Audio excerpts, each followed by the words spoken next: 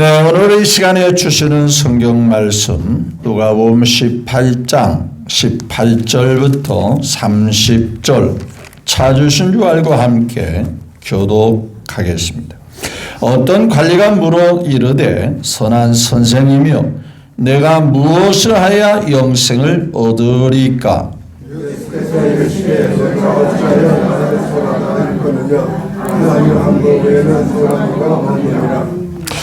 네가 계명을 안 하니 간음하지 말라, 살인하지 말라, 도적질하지 말라, 거짓 증언하지 말라, 내 부모를 공경하라 하였느니라.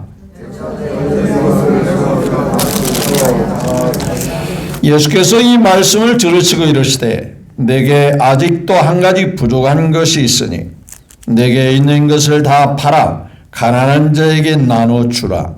그리하면 하늘에서 내게 보화가 있으리라. 그리고 와서 나를 따르라 하시니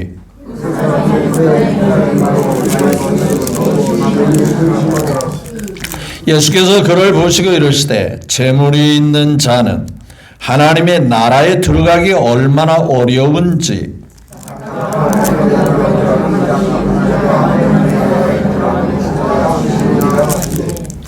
듣는 자들이 이르되 그런즉 누가 구원을 얻을 수 있나이까?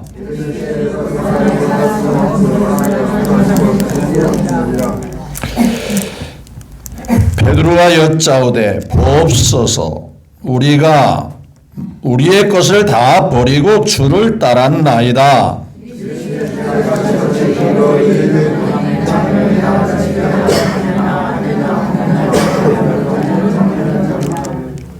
다 같이요. 현세 여러 배를 받고 내세 영생을 받지 못할 자가 없느니라 하시니라. 아멘. 네, 18절부터 30절까지 함께 말씀을 교독했습니다. 주신 이 말씀을 통해서 다시 한번 영생 곧 구원에 대해 확신하는가라는 주제로 다시금 되새기는 마음으로 은혜를 나누기를 원합니다. 먼저 우리 하나님께 큰 영광을 우리 모든 사람들의 마음을 묶어서 하나님께 영광을 올려드립니다. 또한 하나님은 에덴 동산에서 아담과 하와를 지으시고 복을 주신 것 같이 여러분들에게도 또다시 복이 넘치게 되시기를, 아니 복을 여러분에게 풍성히 내려주시기를 주 예수 그리스도의 이름으로 축복합니다. 네, 옆에 사람과 한번 인사 나눕니다. 주 예수님으로 형통하고 잘 될 겁니다. 한번 인사 나누시죠.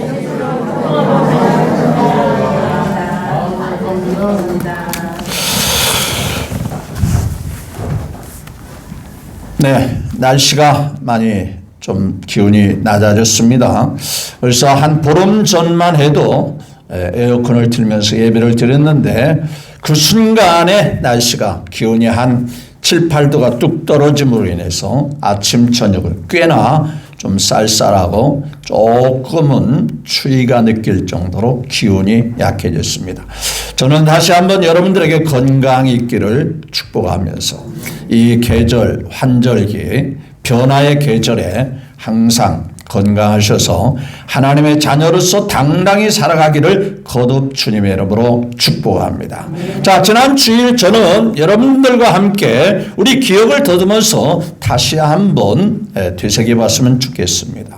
너는 어찌하여 하나님으로부터 응답도 복도 은혜도 또 하나님의 도움을 받지 못한다고 스스로 부정적인 생각을 갖고 있느냐? 하나님이 그렇게 쫀쫀하고 째째하거나 그렇게 시시하시는 하나님이냐? 그건 네 생각이야. 그건 네 오해야. 천지 만물을 창조하시는 하나님은 우리가 믿음만 확실하게 가지면 오직 여호와를 앙망한다면 소년이라도 넘어지고 자빠지고 장정이라도 피곤이 느껴질지라도 하나님 의지하고 하나님만 소망으로 삼는 자에게는 걸어가도 피곤치 않고 달려가도 곤비치 아니하리라.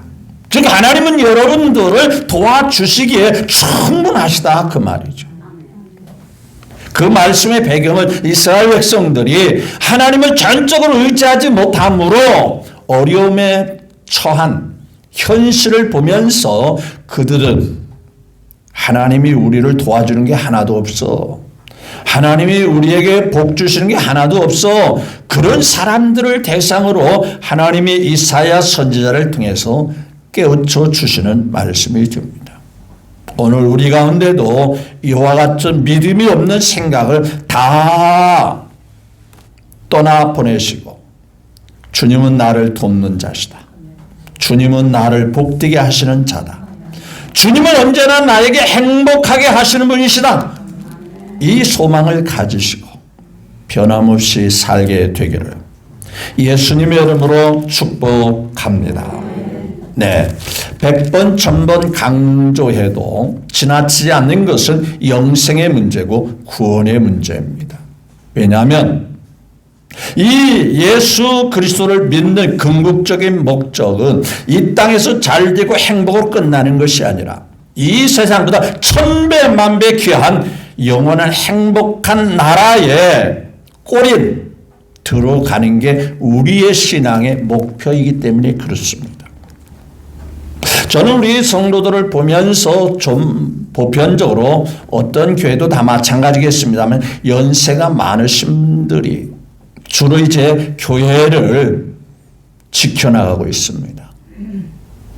제가 이렇게 보면서 저도 이제 조금은 나이가 들었구나 할 정도로 세월이 그렇게 갑니다. 비단 우리 교회뿐만 아니라 주변의 많은 교회들을 들여다보면 연세 많으신 분들이 그나마 교회를 지키고 있습니다. 네, 그런 측면에서 우리는 다시 한번 구원에 대해서 확신을 갖고 있는가에 대해서 다시 점검할 필요가 있다라는 것을 저는 생각해 보았습니다. 제가 어렸을 때 충청도 부여군 세도라고 하는 마을에서 서울에 올라오려면 그 완행열차를 타고 해야 돼요. 그것도 세도라는 이 시골 마을에서 금강을 건너서 강경이라고 하는 논산군 강경이라고 하는 거기에 유일하게 호남선 열차가 있어요. 시간을 맞춰서 배도 타서 금강을 넘어야 되고 또 시간을 맞춰서 역에 가서 시간을 맞춰서 표를 사서 근데 그 기차가 빠를까요? 굉장히 느릴까요? 세워라 내워라 하고 가는 거예요. 자, 기차를 타면은 이제 처음에 기차를 타면 이 기차가 이제 4시간 5시간을 지나야 서울에 도착하는데 어떤 차는 또 이제 더 5시간 6시간 걸리는 완행열차도 있어요. 느긋합니다. 그런데 영등포 쪽 오면은 이제 곧 서울역에 도착합니다 라고 하면 그때부터 사람들은 뭐 했죠? 예, 내릴 준비하면서 뭘 챙겨요? 네, 그 여러 가지 이렇게 싸왔던 보따리, 짐, 또 기차표 챙길 것을 다시 한번 주섬주섬 챙기기 시작합니다. 자, 느긋했던 사람들이 이제 종착역이 가까울수록 비단 열차만 그런 게 아니죠. 비행기를 탔거나 배를 탔거나 뭘 타든 간에 내릴 시점이 되면 마지막 종착역이 가까울수록 내가 정말 중요한 것들을 챙겨야 될까요? 안 챙겨야 될까요? 당연히 챙겨야 돼요. 왜? 그게 중요하니까요. 자, 따라서 우리도 마찬가지죠. 신앙적으로 영적으로도 이 세상에 떠날 때가 가까웠다고 느끼면 느낄수록 우리가 챙겨야 하는 것은 오늘 주제와 같이 무엇을 점검해야 돼요? 영생, 구원에 대해서 다시 한번 뒤돌아봐야 하는 거예요. 이거에 대해서 확실하게 내가 과연 그것에 대해서 확신하고 분명한가를 스스로 되돌아봐야 돼요. 뭐 어디인가가 기차표가 있겠지 하다고 역을 통과할 때 펴내놓으세요. 글쎄요, 어디 있는지 모르겠는데요. 통과할 수 있을까요? 그렇게 사전에 통과하는 기차표를 준비했어야 되잖아요. 근데 뭐 있겠지 뭐 어느 주머니 보따리에 있는지 뭐 주머니에 있는지 챙기지도 않고 그러고서 통과하려고 하면 안 된다. 정확하게 표를 가지고 있다가 이제 통과하는 지점에서 표를 보여주면서 예전에 그랬거든요. 자, 연세가 들수록 우리는 구원에 대해서 확신을 가지고 사셔야 하는 거예요. 언제 갈지 모르니까요. 언제 세상에서 주님 나라로 이사 갈지 모르니까 그러는 거예요. 그러면 젊은이들은 해당이 없는 건가? 그렇지 않아요. 나이가 젊다고 꼭 뒤늦게 간다는 보장도 없어요. 왜냐하면 우리가 흔히 듣던 말 중에 태어나는 것은 순서가 있지만 안타깝게도 세상을 떠날 때는 순서가 있다 없다? 없습니다. 그렇기 때문에 나는 젊으니까 구원에 대해서 영생이 되는 것은 나하고는 해당이 없어. 앞으로 살 날이 창창한데 뭐 벌써부터 그것을 생각할 필요가 뭐가 있어. 실컷 즐기다가 실컷 누리다가 그저 나중에 가서 몇십 년 지나도 그때 해도 늦지 않을 게 천만의 말씀. 그럴 수 없는 것은 사람은 순서가 없기 때문에 그렇습니다. 우리가 생각할 때 저분은 이제 얼마 남지 않았다고 하는데 나보다 더 늦게 갈 수도 있고요. 저분은 젊으니까 앞으로 살 날이 청청하다 굉장히 많이 있을 거다라고 하는데 나보다 먼저 갈 수도 있는 거거든요. 그래서 우리는 언제나 주님 앞에서 내가 반드시 가져야 하는 영생, 구원에 대해서 확신하고 있는가에 대해. 그래서 오늘 그런 측면에서 한 사람의 주인공, 이 사람은 굉장히 우리에게 교훈과 가르침이 되는 사람입니다. 자, 이 사람에 대한 사건은 마태복음 19장에도 나오고요. 마가복음 10장에도 나오고 오늘 누가복음 18장에서도 나오는데 내용이 똑같습니다. 다만 대상이 마태복음에는 청년이라고 나왔어요. 청년. 이게 젊은 사람인데 이 사람이 나름대로 세상에서 좀 잘 나가는 사람이에요. 오늘 말씀해 보니까 그가 재물이 많았어요? 적었어요? 굉장히 부유한 사람이에요. 굉장히 여유가 있는 사람이에요. 그리고 그는 관원, 우리식으로 말하면 굉장히 좀 지위가 있는 공무원이라고 할까요? 아니면은 이 보통 관원이라고 할 때에 국회의원 정도 되는 거죠. 뭐 국회의원 중에는 꼭 연세 많으신 분만 있는 건 아니잖아요. 젊은이도 국회의원이 있잖아요. 마찬가지로 이 사람은 굉장히 재물도 있고 명예도 있고 나이도 젊고 그러니까 앞으로 살 날이 청청한데 뭐에 대해서 관심이 있죠? 영생에 대해서 관심이 있습니다. 그래서 굉장히 참 좋은 사람이고 괜찮은 사람이라고 볼 수 있어요. 보통 사람들이 여유가 있고 나름대로 세상에서 출세하고 명예를 누릴 적에 영생에 대해서 아예 관심이 없이 사는 사람이 대다수 사람들 아니에요? 근데 이 사람은 예수님 앞에 탁 나와서 내가 무엇을 하여야 영생을 얻을 수 있습니까? 그렇게 생각합니다. 그러니까 자기가 누리는 것도 귀하지만 어디에 관심이 있다? 그렇다면 오늘 이 사람에게 우리에게도 도전이 되어야 하는 것은 우리가 세상을 살면서도 어디에 관심을 줘야 되죠? 영생. 왜? 이 세상은 나그네같이 언젠가는 떠나야 하니까 그래요. 자, 여러분 요즘 우리나라 사람들 굉장히 해외를 자주 여행 가는 편이죠. 그래서 우스갯소리로 동남아 나라들은 대한민국 사람들이 먹여 살린다 할 정도로 여행을 많이 가는 추세입니다. 인천공항에 가면 굉장히 규모가 커져요. 근데 엄청나게 많은 한국 사람들이 나가는 사람, 들어오는 사람 북적거립니다. 그만큼 수준이 좀 나아졌다는 그런 의미이기도 하지요. 근데 여러분 우리가 여행을 간 사람이 알겠지만 거기가 아무리 좋아도 내가 여행하는 여행 목적지가 아무리 좋았어도 계속 살고 싶어요? 언젠가는 돌아오고 싶어요? 돌아오고 싶은 거예요. 마찬가지죠. 이 세상의 삶이 계속 있을 수 없는 거예요. 여행과 같습니다. 나그네와 같습니다. 이 세상에서 언젠가는 떠나야 하는 것이 우리들의 삶이란 말이죠.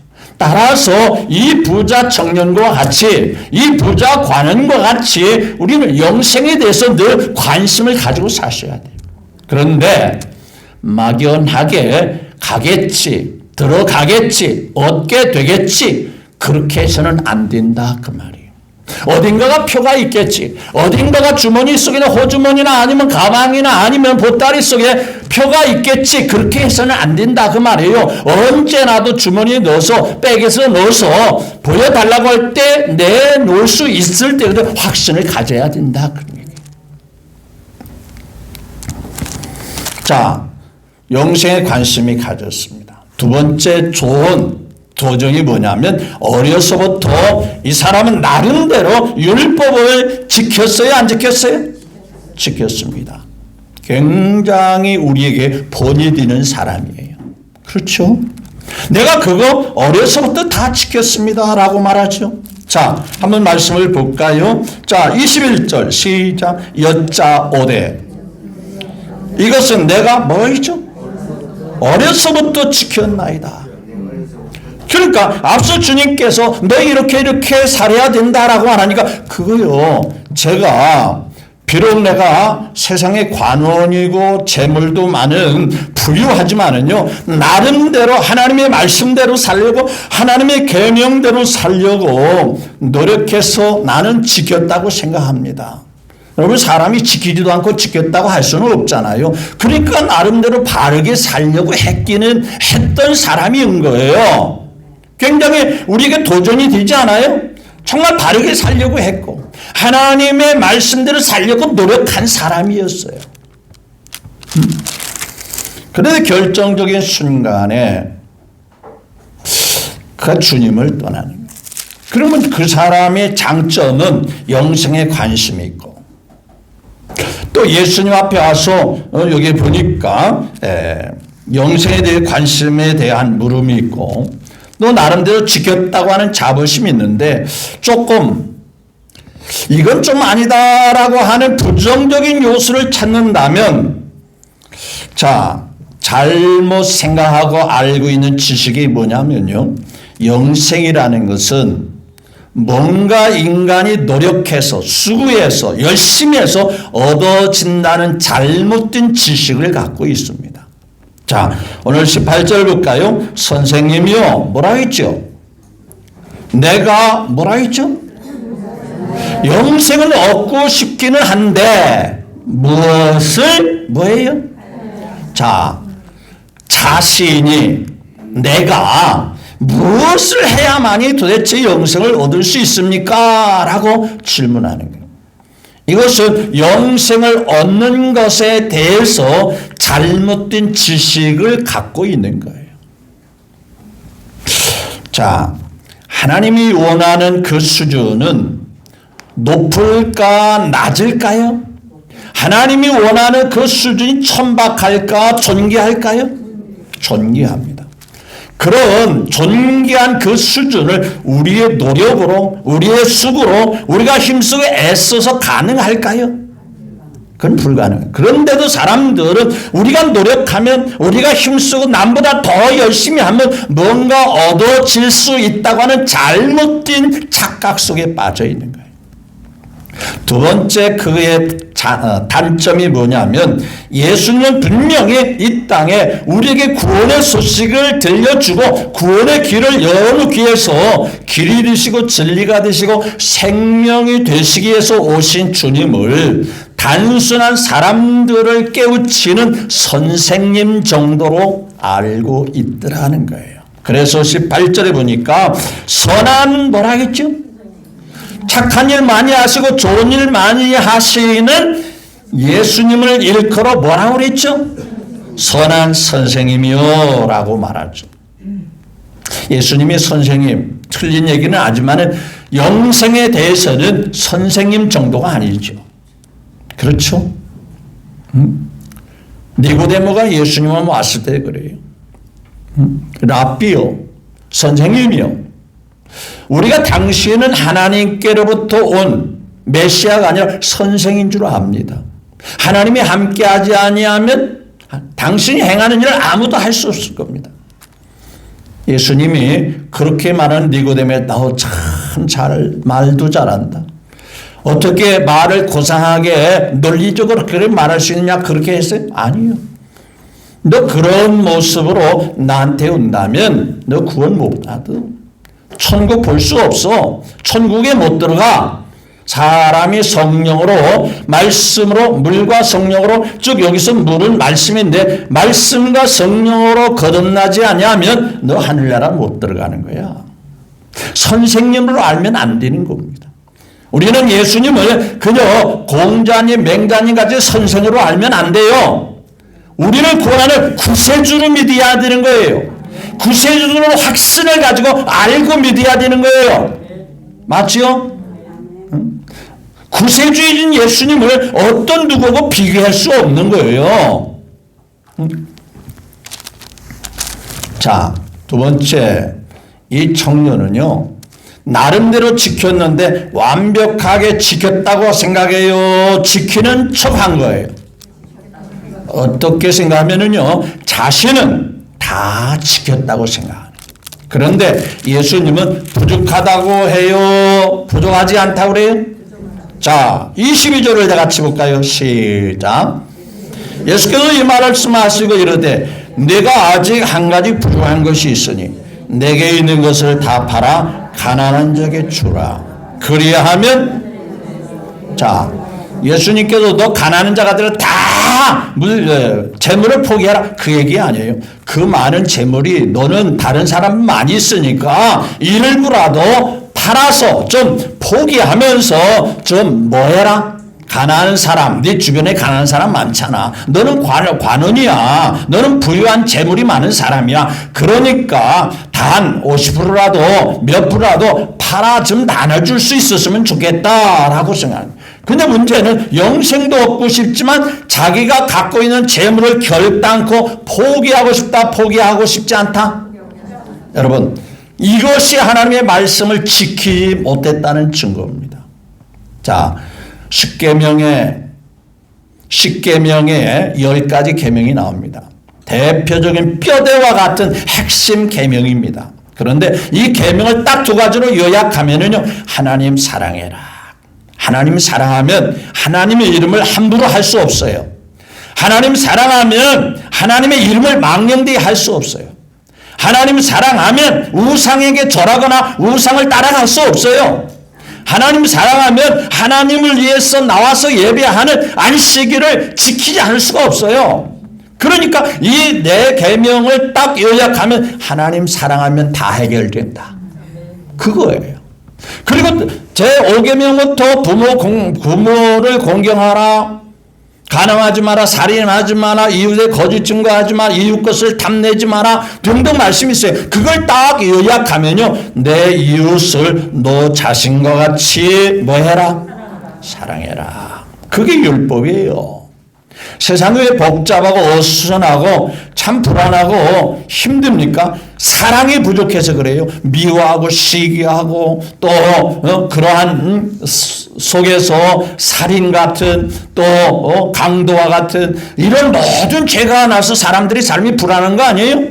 근데 사랑만이 이루어진다면 세상은 좋은 세상이 되고 마는 거예요.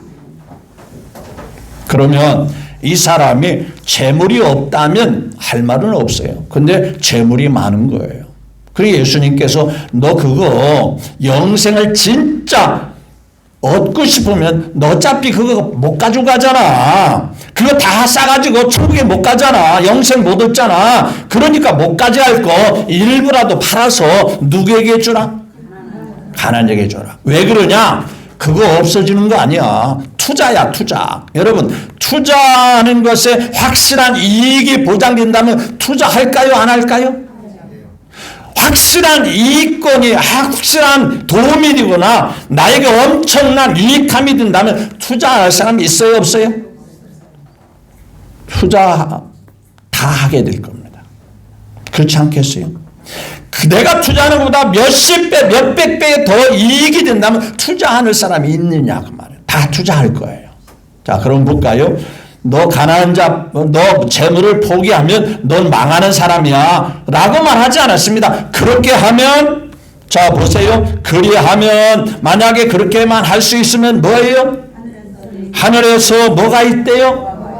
주 예수님 안에서 예수님이 시키는 대로 예수님 말씀에 명령한 대로 그 말씀에 순종하는 차원에서 그대로 하기만 하면 하늘에 뭐가 있대요?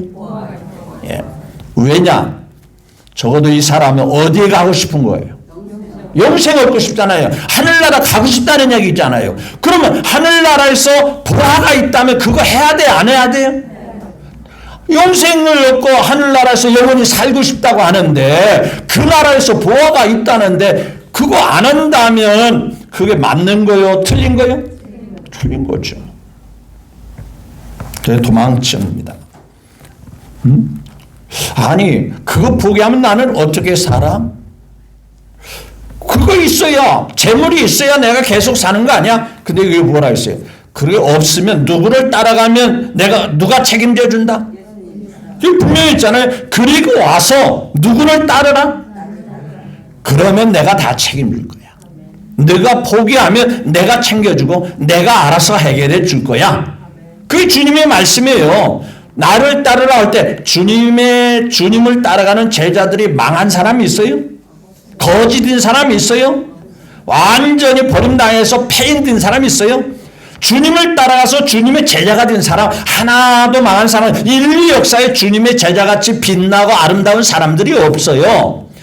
그들의 과거의 전직은 형편없는 그저 평범한 사람들이지만 그들이 예수님을 따랐기 때문에 기독교 역사에 빛나는 이름이 된 거잖아요. 그러니까 주님을 따라가면 절대로 손해보지 않습니다. 오히려 주님이 책임져 주시는 거예요. 자, 그런데 이 사람은 돈이 더 귀한 겁니다. 이 세상에 누리는 게 더 귀한 겁니다. 한편은 영생은 얻고는 싶지만 이 세상이 좋은 거예요. 그래서 그걸 못하니까 주님이 하신 얘기가 그럽니다. 뭐라고 말씀하셨어요? 24절에 시작. 예수께서 그를 보시고 이르시되 제 놀이 있는 자는 뭐예요? 하나님 나라에 들어가기 얼마나 어려운지 돈을 사랑하고 돈을 아끼고 그것을 귀하게 여기는 사람은 둘을 다 잡을 수가 없다 그 말이에요. 두 가지를 다 똑같이 누릴 수가 없다 그 말이에요. 뭔가 한 가지를 포기해야만이 더 귀한 것을 얻을 수 있다 그런 얘기예요.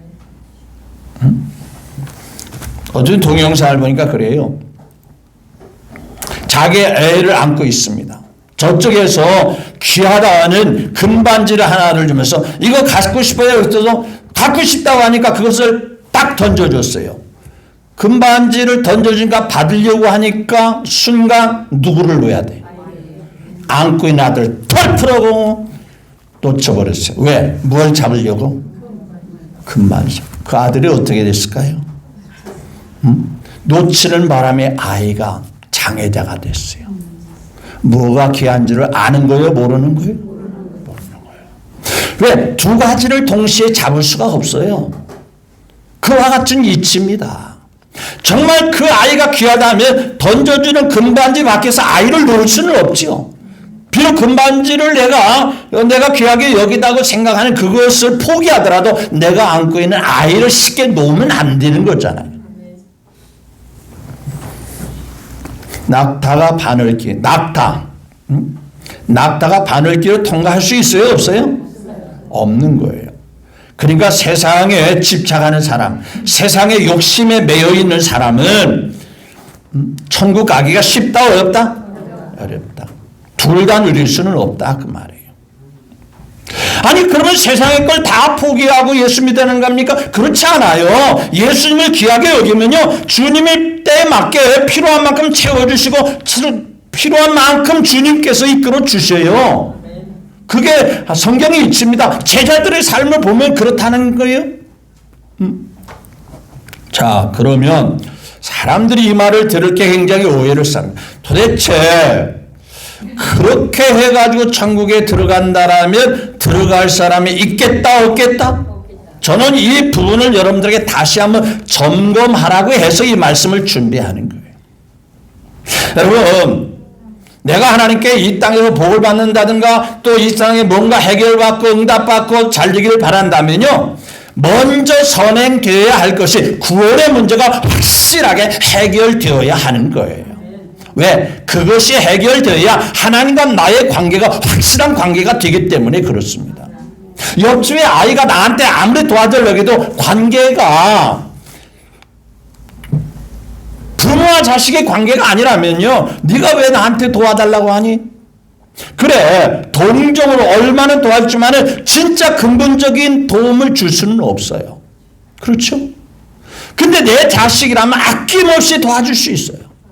그러니까 그 아이가 뭔가를 도와주기 전에 나하고 관계가 확실하게 맺어져야 되는 거거든요. 마치 사람이 어려서부터 지켰다고 하듯이 나름대로 지키려고 노력한 것만은 사실이에요. 근데 그거 가지고 안 돼요. 마치 그 모습을 우리식으로 비교한다면 나 교회는 안 빠졌어요. 예배 시간은 안 빠졌어요. 내가 젊은 때부터 지금까지 교회는 한 번도 안 빼주고 예배 시간 꼭 지켰습니다. 그거 가지고 안 돼요. 이 사람은 나름대로 지켰지만 주님 그거 가지고 안 된다는 중요한 말씀이 여기 있습니다. 자, 26절 27절을 볼까요? 시작. 듣는 자들이 이르되 그런즉 누가 구원을 얻을까? 그렇게 구원이 어렵다면 누가 구원을 얻을 수 있습니까? 사람들이 노력하고 수고하고 애써서 그렇게 어려운 구원이라면 도대체 누가 천국 가고 누가 영생 얻고 누가 구원 받습니까? 중요한 말씀이에요. 자, 27절 시작.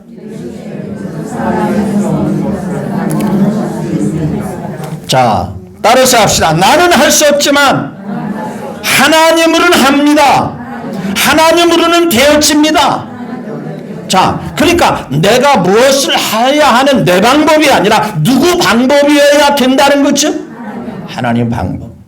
그러니까 뭘 내가 지키고 뭘 행하고 뭘 잘하고 그게 아니고 하나님께서 주신 방법, 하나님이 주신 비결, 그것으로 되어진다 그 말이에요. 그럼 볼까요?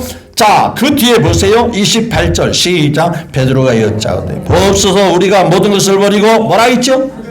이 사람들은 우리가 율법을 지켰습니다. 어려서도 잘 지켰습니다. 어려서 착하게 살았습니다가 아니고 버리고 뭐 했죠? 주를 따라갔어요. 그러니까 앞서 이 관원하고 이 베드로의 이 차이가 뭐냐면요. 이 앞선 이 사람은 뭔가를 잘해서 천국 가려고 하는데 이 베드로는요. 그냥 버리고 누구만 따라가는 거예요? 예수님만 따라가요. 너는 그거 가지고 천국 못 가? 그러지 않았죠? 29절에 시작. 이르시되 내가 진실로 너에게 이르노니 하나님 나라를 위하여 집이나 형제나 부모나 자녀를 버린 자는 뭐예요? 연세 여러 배를 뵙고 내세 영생을 받지 못할 자가 없느니라. 그렇게 하는 자는 반드시 영생을 얻는다 그 말이죠. 세상의 모든 것을 다 포기하는 게 아니라 주님을 우선으로 하고 주님을 따라가고 주님을 순종하면 주님으로 인해서 영생을 얻게 된다 그 말이에요. 그러니까 하나님이 주신 방법, 그 방법이 뭐냐? 하나밖에 없는 독생자를 내어주셔서 예수 믿으면, 예수님을 받아들이면 그 방법으로만이 어디 간다? 천국 영생을 간다. 그렇다면 여러분들에게 다시 한번 확신을 갖고 있느냐 없느냐의 차원에서 묻습니다. 여러분 안에 주님이 계시다고 믿으십니까? 주님을 내가 만나서 주님을 내 주인으로 내 삶 속에 내 중심에 내 속에 주님을 모시고 있다고 생각하세요? 그렇다면 주님이 천국 가는 길이요 진리요 생명 되십니다. 그럼 여러분 구원 확신해요 안 해요? 오늘 죽어도 천국 갈 수 있어요 없어요? 저는 이것에 대해서 여러분들이 확신을 하지 못하면 저는 실패자입니다. 목회자로서 자격이 없어요. 그래서 제가 또 강조할 수밖에 없는 거예요. 연세 많으신 분 혹시 그런 분이 세상을 떠날 때 야 너는 내가 너한테 맡긴 성도에게 영생의 방법 하나 제대로 못 가르치고 그것을 목회라고 그것을 목사라고 그렇게 평생 동안 해왔느냐? 제가 책망받을까봐 계속 강조하고 싶은 거예요. 다시 또 깨우치고 싶은 거예요. 여러분, 교회는 와서 뭔가를 하는 것이 우선이 아닙니다. 예수님을 만나는 게 우선입니다. 예수님을 모시는 게 우선입니다. 그럼 아무것도 안 해도 되는 건가? 늘 얘기하지만 예수님을 만난 사람은요, 아무렇게 살라기도 살지 않습니다. 고마워서라도 뭔가 하고 싶어요. 감사해서라도 뭔가 하고 싶고 뭔가 잘하고 싶고 그래서 나타나는 삶이 바로 내가 주님 앞에 바르게 똑바르게 사는 거거든요. 영생을 얻기 위한 방편으로 사는 것이 아니라 영생을 얻었기 때문에, 구원을 얻었기 때문에, 하나님의 자녀가 되었기 때문에, 하나님의 백성이 되기 때문에 어떻게 하면 하나님을 기쁘게 할까? 어떻게 하면 하나님의 뜻을 따라 영생을 못 얻을까 봐 억지로라도 하는 것이 아니라 기쁘고 즐겁고 감사해서 소망이 있어서, 그래서 내가 주님을 위해서 나 주님의 기쁨 되기 원하는 그 마음으로 살아가는 거예요. 말씀을 정리합니다. 다시 한번 묻습니다. 연세가 많든 적든 간에 우리의 노력으로 천국 가는 거죠. 무엇을 해야만이, 무엇을 더 잘하고 착하게 살고 바르게 살아야만 영생 얻는 거죠? 아닙니다. 그렇게 해서 영생 얻을 수 있는 사람은 인간 중에는 아무도 없어요. 왜? 하나님의 고상한 높은 지식에 인간의 노력의 수고로는 도달할 수가 없어요. 그래서 하나님이 하나밖에 없는 누구를 보내주신 거예요? 예수님 보내주셨어요. 예수님을 믿으면 그게 바로 사람은 할 수 없으되, 사람이 노력하고 수고하고 애써서는 할 수 없으되 하나님으로서는, 즉 하나님이 보내신 예수님으로서는 우리로 하여금 영생을 얻게 하신다. 찬송가 가사에 주의 확실한 약속의 말씀 듣고 주만 믿으면 구원을 얻으리라. 누구만 믿으면? 주만 믿으면. 그리고 난 다음에 내가 하나님 앞에 내가 남은 삶을 하나님을 위해서 어떻게 살까? 어떤 태도로 하나님을 기쁘시게 할까?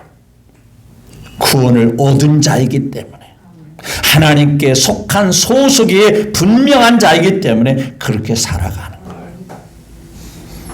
여러분 모두가, 아니 우리 평안교에 속한 모두가, 아니 평안교에 나와 예배드리는 우리 모두가 내가 어떻게 살아왔던 그거 다 무시하십시오. 내가 예수님을 믿기에, 내가 예수님을 마음에 모셔드렸기에, 나의 삶의 주인으로 받아들였기 때문에 나는 영생을 얻은 자입니다 라는 확신을 가지고, 누가 뭐라 해도 이 확신은 하나님이 주신 약속이기 까닭에 그 믿음 붙들고 흔들림 없이 앞으로도 변함없이 살아갈 수 있게 되기를 끝으로 주 예수님의 이름으로 축복합니다.